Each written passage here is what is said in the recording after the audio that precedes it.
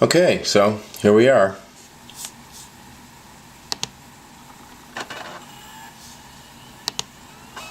Absolutely. So I was also part of one of the community meetings that happened inside behind bars.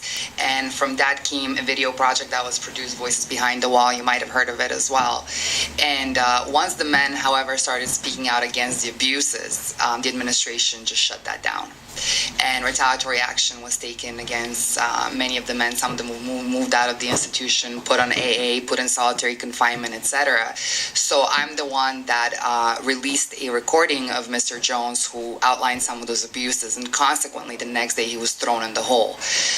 So we went up to the prison to see exactly what was going on, and a month later the Herald came out with the article I'm sure y'all are familiar with.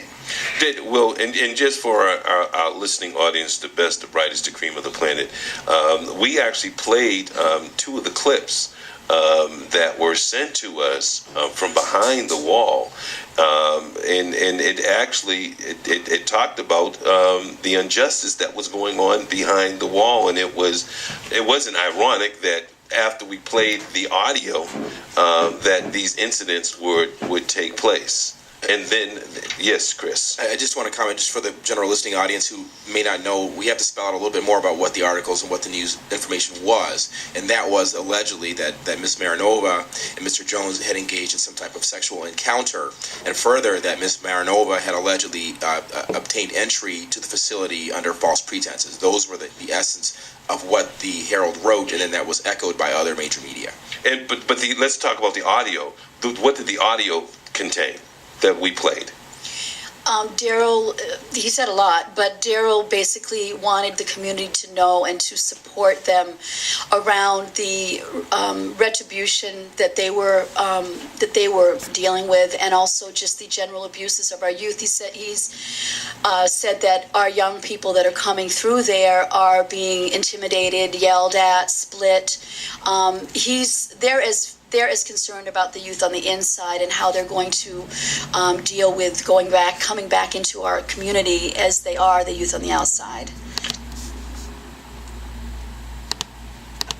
617-445. In the community, and principally, well, as Ms. Marinova correctly observed, these attacks were retaliatory smokescreens. Okay, they were intentional, tactics of fear and oppression to see who they could scare away. And some of the more responsible media, I know the Weekly Dig, I saw also the Phoenix, they correctly did report the truth about this matter. So there was some assistance in that. But the thing we have to look at here in terms of analyzing what happened is, in terms of a real investigation, we have to trace how it happened to find out who was behind it and what the motive was for it. Okay, this is a separate issue from any civil suit that could follow, and it must be investigated by the State Attorney General's office, because we have what is apparently a CORI violation. The information that was leaked should not have been leaked, because under the case law, for you lawyers out there, it's Globe newspaper versus District Attorney for the Middle District, 439 Mass 374. The point is that these newspapers have a right to CORI information only to the extent that the requested information correlates with information available from court records or other public records. So this information that was put out there is, poisonous fruit. The fruits of a poisonous tree, so to speak, I guess. But it's not for public knowledge, yet it was put out there. So to trace this thing back, we have to find out who did it and who told them to do it and why. Touch 106.1 FM, 617.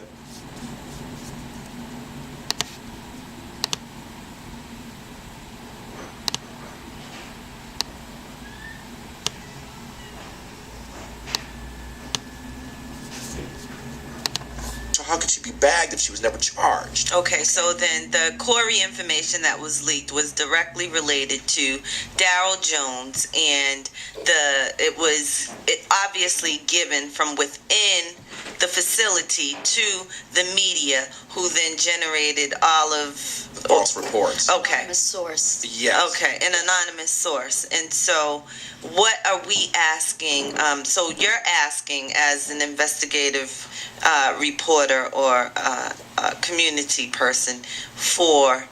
Well, I'm asking and I'm stating. What I'm asking for is who did it, who told them to do it and why. And what I'm stating is that the failure of the Herald to retract it, even after they, Ms. Maranova and Mr. Jones published the finding of dismissal, that failure to retract shows actual malice not only to Ms. Maranova and to Mr. Jones, but toward the entire progressive movement of people who investigate prisons and work for social justice. It's a slap in the face, and I trust that our Attorney General will do something about this, because without civil litigation, they're going to keep on doing it. There's no disincentive for them to do anything else. And the failure to bring litigation will provide the negative reinforcement for their actions. They're going to keep on doing it.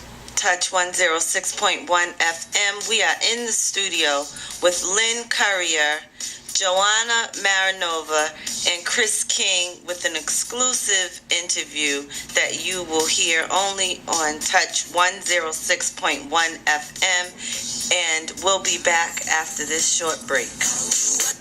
And there we are.